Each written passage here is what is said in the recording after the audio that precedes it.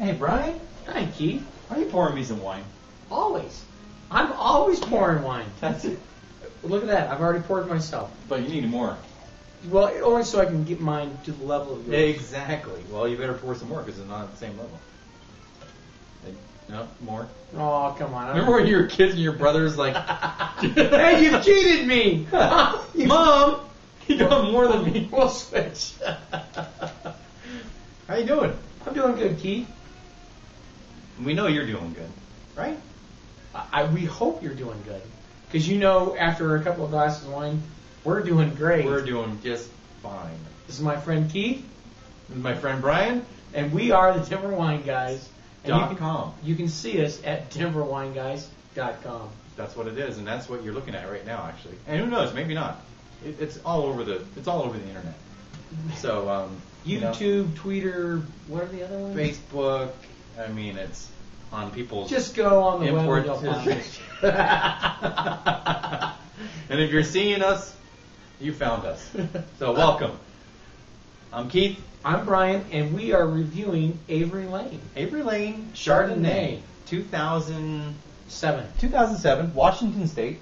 And Keith loves Washington, as we all know. I love Washington. If you're first-time viewers, Get used to you're finding out that Keith is a Washington State fan, and we've decided, or we're in question as to why Keith is here, lives in Colorado and not in Washington. Well, maybe a second home in Washington someday would not be so bad. So we can take a trip there and, travel through wine country all the time. We should talk to Avery Lane and say, hey, fly us out there. We're going to talk to Allie, actually. Okay. Shout out to Allie Miller. Same last name as mine. Allie. And Allie, we're trying Avery Lane. And Avery Lane, we're trying your wine. Chardonnay 2007. I want to keep saying 2008, but it's not. It's 2007. Washington State. 90% Chardonnay, 10% Sauvignon Blanc. Got a little bit of Sauvignon Blanc in there. Can you pick that up at all? It's funny. People, even if he has 3% of something, like 3%, if you ever have a red wine and it's Cabernet and it has 3-4% Cab Franc, you pay attention, you can pick it up. It becomes definitely more difficult when you start getting layers of grapes and picking up the characteristics, but you can certainly do that with time, and if you discipline yourself to, force yourself to try to take out the characteristics of the wine. It's important to go to websites, and if you go to a website, you can find out tasting notes, and they'll usually give you the varietal content of the wine. So it's But to break that out, you almost have to really have a good grasp of Chardonnay, a good grasp of Sauvignon Blanc, a good grasp of Semillon. Right. And so when you start to see them blended together, you start to pick up characteristic profiles, whether it be in the nose or on the taste. But in this particular wine, we had discussed that we got a little bit, it sounds a little unusual by using the term popcorn, but there is kind of this buttered corn characteristic that comes across in the wine. Not uncommon in Chardonnay. I get it. I wouldn't say it's uncommon, but again, I've never seen it on the aroma wheel, so right. Which I think for a lot of viewers, that's for wine guys or wine people. They get their information from if it's not on the wheel, then it's a goofy characteristic to come up with. Right. Which is not true. You should rely on your own palate. If you smell things in your kitchen, in your spice rack, they may or may not be in that aroma wheel. Hey, you're picking it up yourself. Exactly. That means it's right. It's correct. Right. It doesn't have to be in print to be correct. Listen to yourself. Exactly. Yeah. You're your best expert. In fact, who you're trying to please. You're not trying to please your neighbor. You're trying to please your own palate. So go with your own instincts. Well, I definitely get the butter popcorn thing, and I definitely get a little bit of caramel thing coming through.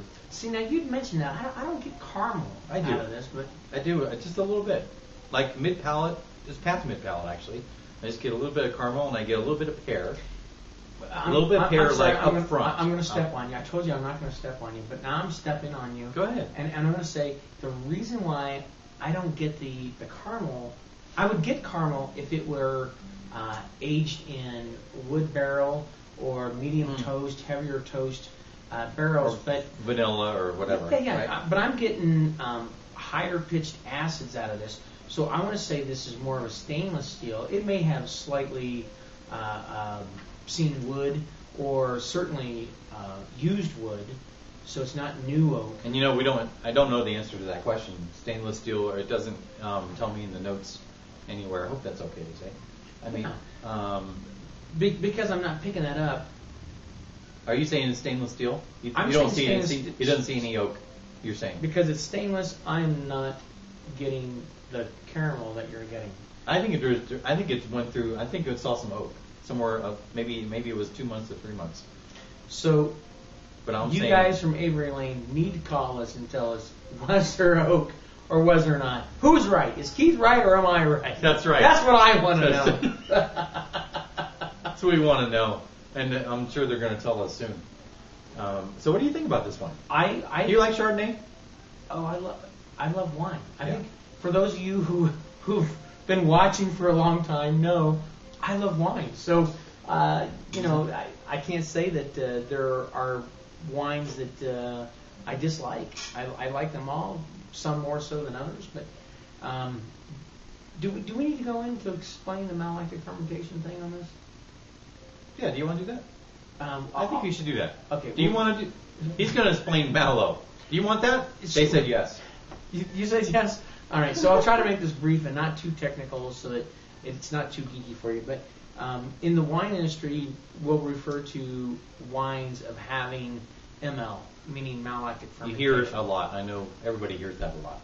So an explanation for that is wines will have characteristics of acids that you find in green apples. So that would be the malic acid. So when I bite into an apple, that crispness that you get is malic acid. Malic acid, okay. And what a lot of winemakers will try to do is convert that malic acid into lactic acid. Lactic acid is the acids that you find in a glass of milk, which are creamy, buttery, softer characteristics. I mean, right. Milk does have acid that I don't think most people think of because you always think of that biting characteristic in the back of your tongue. Right. So it's a conversion of malic acid into lactic acid. They can inoculate that conversion, or if temperatures are correct in the winery, they'll naturally happen themselves. But you'll see people refer to a wine having 100% malolactic fermentation. So that's obviously the whole conversion of mallow to the lactic. Mm-hmm. But most people choose to leave a little bit of malic acid so that you have some crispness to it, which in this case I'm finding a lot of malic acid, which is a good thing if you're looking for it depends on what the winemaker's trying to get out of the wine. In this case, I say he's trying to make a food wine. Right. And you would say a food pairing real quick would be what? Any kind of cream sauce, so angel hair pasta. Fettuccine cream. Fettuccine Alfredo? Yeah. Okay. What was the other thing I said earlier besides the fettuccine cream? There was another... Milk? No. Yeah. Have this with a glass of milk? No, I'm kidding. I could see this with a lot of things. I could even see it with a little bit of shellfish, actually. I was thinking buttered scallops. Oh. Yeah. I see what you're saying. Yeah. I'm liking it. I do too. So you'd give it how many points? Out of our 100-point system. 100 points? Out of 100 points? I'm gonna say 87 points, and I have to. You're holding true. I said 86. 86? In your 87 with the BB. I mean, you know what the BB is? Keith's Best Buy. It's a Best Buy, and you should see it in stores on a big stack. There should be like 5 cases of it, and remember that label. It's pretty solid stuff. I mean, it's going to run in the retail stores. It's going to run between $7.99 and $9.99, from what I could tell, and I like it. Avery Lane, Washington State. I do too. It's very good. It's not California, It's got a nice base of acidity to it. Needs food. Doesn't have to, but it will show much better with food. And we're enjoying it, as you will. So go get yourself some Avery Lane Chardonnay 2007 at your fine retail establishments or your go ahead. No. Brian's information is at the top. And in Denver, you know, we're talking Denver. He has a store in Denver. So it's right above this video. Look above the video, and Brian Criswell, Park Avenue Liquors, Wine and Spirits. And his phone number's there. You can call him. He can get you some. And if you're in any other part of the country, you need to ask your retailer for it. And right now, we got to go. I'm Keith. I'm Brian. And this is DenverWineGuys.com. Thanks.